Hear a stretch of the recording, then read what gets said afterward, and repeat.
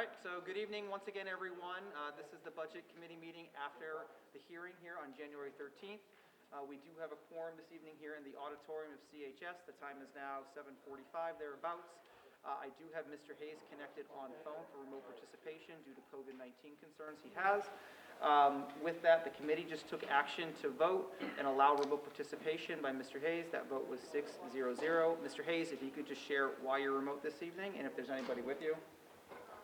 I am alone, and my continued concerns about COVID-19 and variants. Fantastic. Thank you, sir. The committee is meeting tonight after the hearing to vote on two remaining school warrant articles. One is Article 2, which is the teacher LEA contract, and the second article is the Litchfield support staff, the LSSA contract that was presented this evening at the hearing. With that, we do have the information that was supplied from the school over the past week. I know there were some requests from the committee members, which were also addressed. With that, is there any discussion on Article 2, or should we move to a vote? So I had a question on the health insurance. Has much of that changed in this contract, the contributions? No.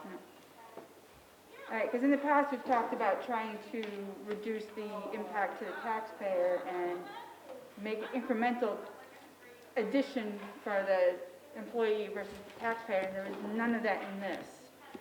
So is this going to be what we should expect, that we're locked in at where we are or are we going to continue to try to make progress to previous goals? Have not negotiated in this contract. That's So, all we can say. and when we switched from a traditional plan to the consumer-driven plan, we actually locked in at fairly similar rates of cost share between employee and employer. And if you look at other school districts around us, we have the lowest contribution from the school district. And so in order to stay competitive, we felt that we did not want to touch that. And so the parties agreed to leave it as was. Now that we're on a consumer-driven plan, which is actually done, well, it's interesting. We say it's helped to control costs, but we're also in the middle of a COVID situation where, it's a little hard to predict exactly what's happened with them. We did propose to lower the rates, but they declined in negotiations. So at least it was discussed, because it's been in discussion for as long as I've been here about moving it closer to what the town contributions are, which are significantly greater percentage by the employees than what the teachers are paying. So I was very disappointed to not see any movement on that in this contract. That was one of the things that stood out to me.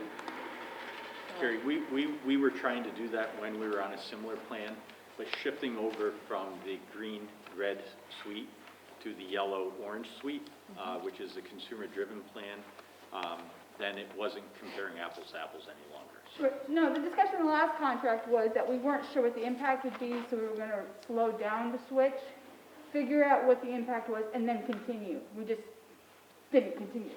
So, but now I have an explanation, and obviously, we've been questioned if I'm here within 2 years. Something to think of. Okay, any other discussion, or should we call the vote?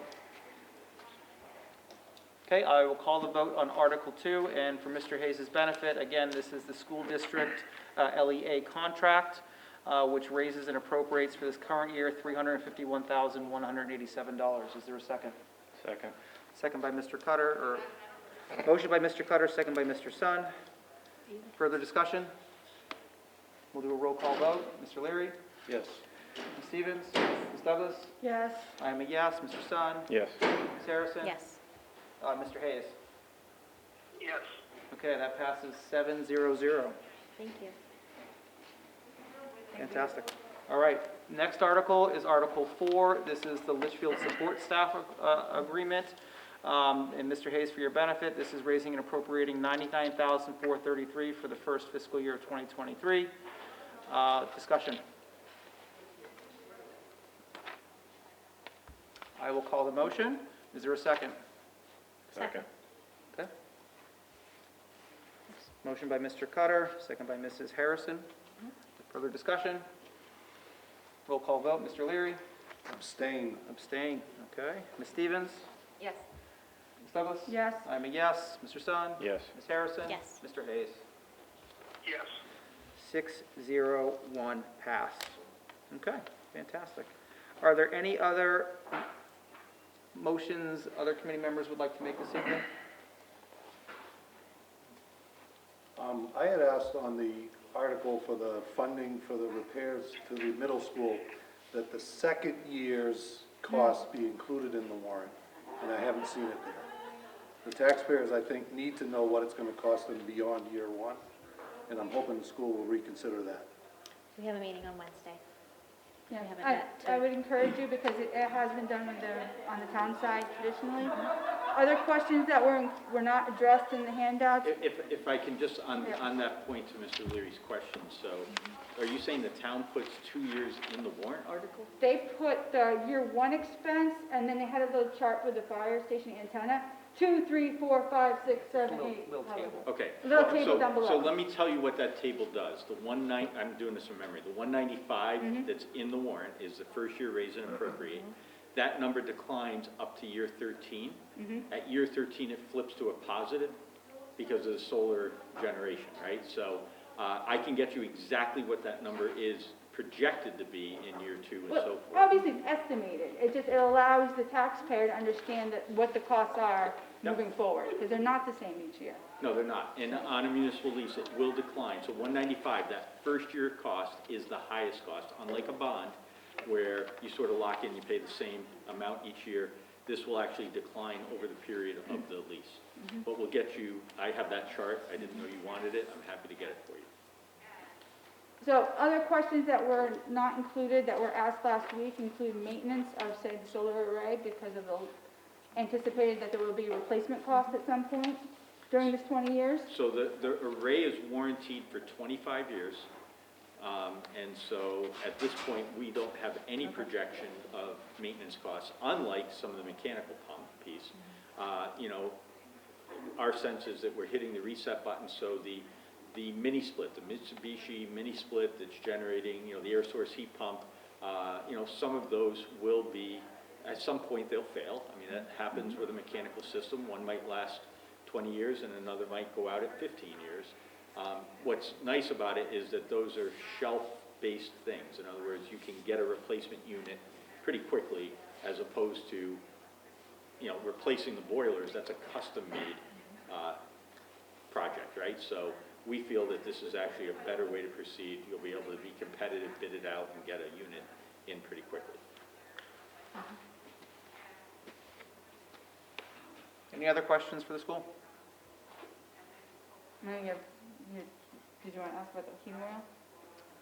'Cause I will. Sure, well, I hadn't given you the question ahead of time, so I'm sorry about that, but I wanted to know, the underground oil storage tank, it's not gonna pass the next inspection, so we're expecting to be able to lose that and not even have a small tank as a reserve. There will for- be no fossil fuels on site. By the end of the project, everything will be electricity. So that oil tank that has to come out of the ground anyway will fill the hole and seal it. That'll be it. There won't be a need to put another tank in.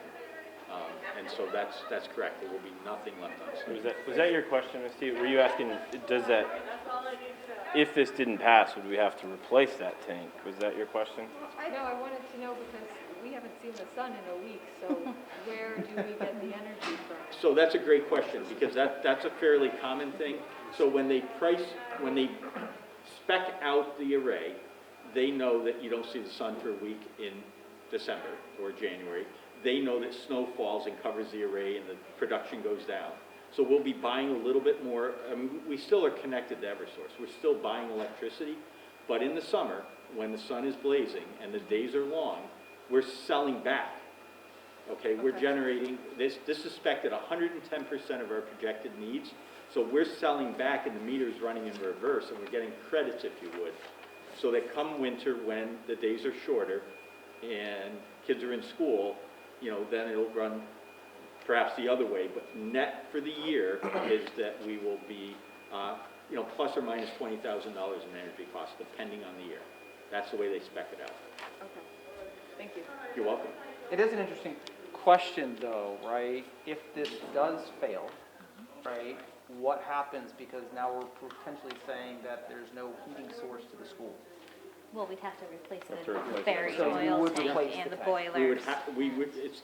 It's the $5 million choice. Right. Yep. The taxpayers have said, keep buying oil, fix the boilers, replace the oil tank, you know, and Continue that's not repairing the something you system. do and then 2 years later, pull back out of the ground and try to sell two-year-old boilers on the market. You're really making a choice that's gonna set, going forward, because we have to get that work done. And by the way, we will still not have those 2 classrooms, the kitchen will still have to be renovated, you know, all the other work that comes through the savings, those are just extra costs that have to get added on.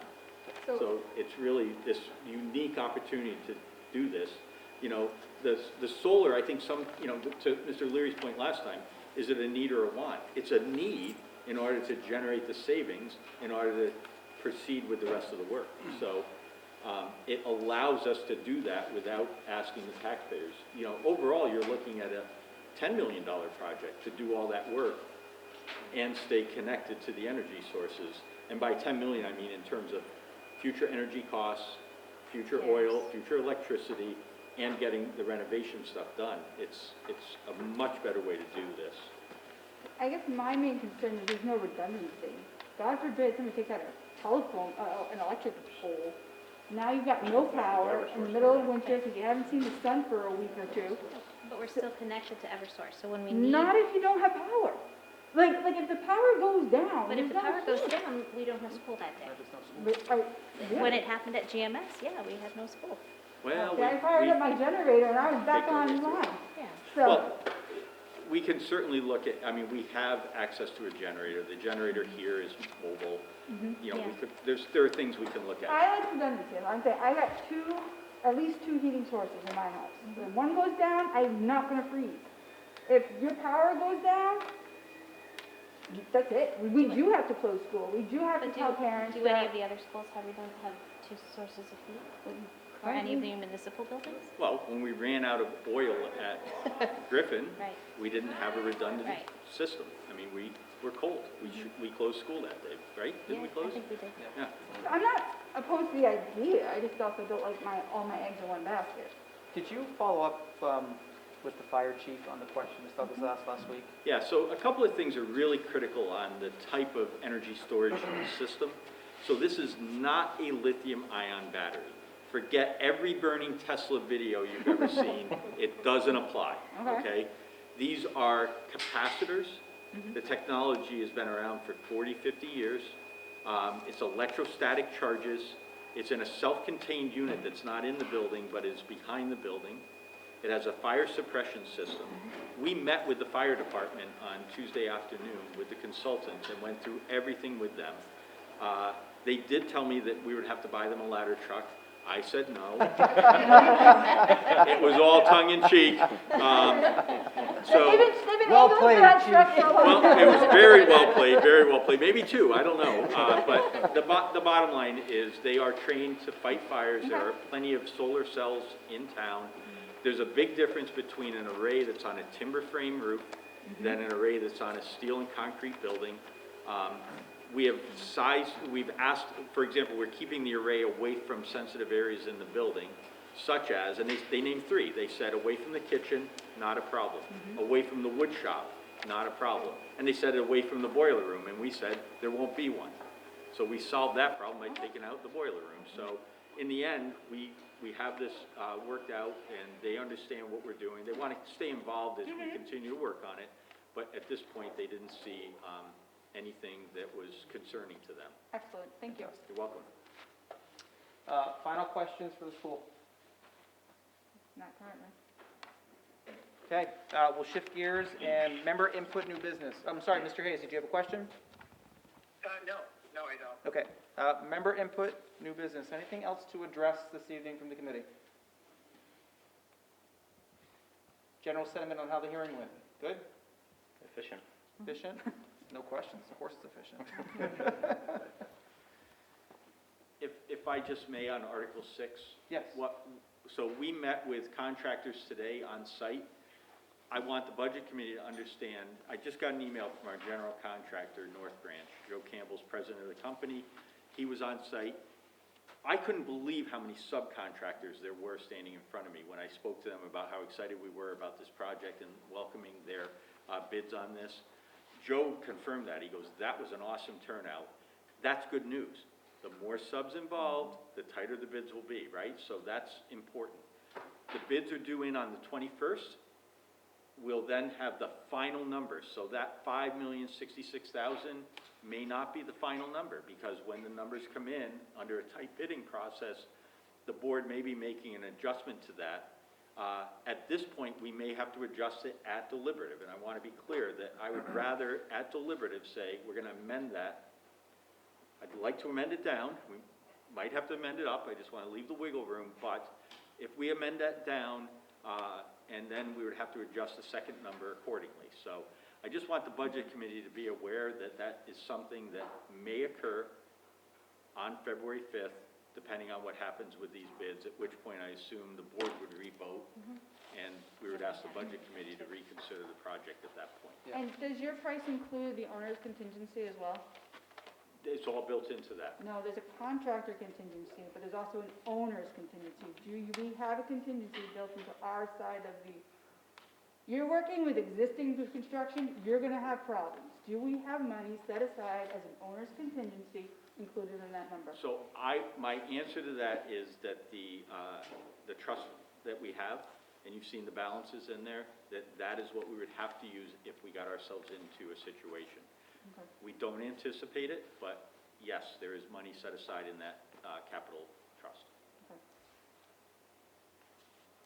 The committee may need to, I suspect after talking to the fire chief before this evening, we may need to meet after deliberative, once again, to revote, because I understand the fire truck, that was locked in at a fixed price of $680 today. Right, so that has gone down, that's fixed price. He did indicate that, should that pass the vote on March 9th, they will call and place the order, and from that point, it's estimated to be 580 days, thereabouts, to take delivery of the truck. So there should be a motion and deliberative to reduce the number, then we revote. Right, because they're changing the article, Yep. right? Similar with the school, right? Well, they'll likely change the article, and we would need to revote. But if we were, we still won't be, it's still a tax cap issue, right? Yes. It will still be a tax cap issue, not on the school side. No, but I meant with the fire. on the fire truck, it'll still be But a you tax still have cap to issue. move it, because Right. our vote would have been Because on a it's- different right. warrant. It's on a because the different numbers number. changed, Yep, yep. I guess this is member input. At deliberative session, I'll be there for the morning, the school district session, but I've asked Brian to sub for me for the town review and the meeting afterwards if we need to have a revote. So I didn't know if that was an issue with anybody on the committee. I No, have can you actually cover for me for the entire meeting? That'd be great. Are you serious? Yes. Just tell me Sure. the slide deck. It's not- Sure. I'm gonna send my wife. Just record yourself. There you go. All right, anything else? you can still do that. All right, Mr. Hayes, member input, anything? Stay in Norway. No, I'm good here. All right, sir. Shifting gears into our second public input of the evening. I have something I can do for Mr. Leary. Sure. I would like to request that he goes back to the selectmen and in the warrant articles that are for half years and also for the fire truck, that he puts in what the cost is gonna be for the second year and for the fire truck for all, It's the same every year, Brian. can you put that in the warrant article, just like you're asking us? I'd like you to go back and ask the selectmen to do so. And then the taxpayers should know that a half position for $41,000 the following year is gonna cost them twice as much. You never fail to amuse me. Okay. Beautiful. All right, anything else? Just, just Yep. one other Dr. thing Day? is, if you saw handouts today that have been produced since your meeting, Yes. that we did our best to address. If there are any questions, and if somebody is still unsure about this project, reach out to me. I'm happy to answer questions, walk people through it. This is so critical to where we are as a school district, to take care of the LMS project now. We're working hard on the GMS project. That's a much bigger project. It just is. Building a school is bigger project than renovating one. It's really important that if you have questions that you let us know, because I think it's the fiscally responsible way to proceed on this, and I look forward to getting a positive vote from the budget committee And if there's anything I can do, if you're unsure, let me know that, because I think the taxpayers will really benefit from this, and it's the right way to proceed, so, thank you. Okay, thank you. With that, I will entertain a motion to adjourn. So made. Motion by Ms. Douglas, is there a second? Second. Duke Second it by out. Ms. Stevens. We'll do a roll call vote. Mr. Leary? Yes. Ms. Stevens? Yes. Ms. Douglas? Yes. I'm a yes. Mr. Sun? Yes. Ms. Harrison? Yes. Mr. Hayes? Yes. We are adjourned, 7:00. All right. Deliberative is set for February 5th, and we will see everyone then. Thank you very much. Have a great evening. Thank you.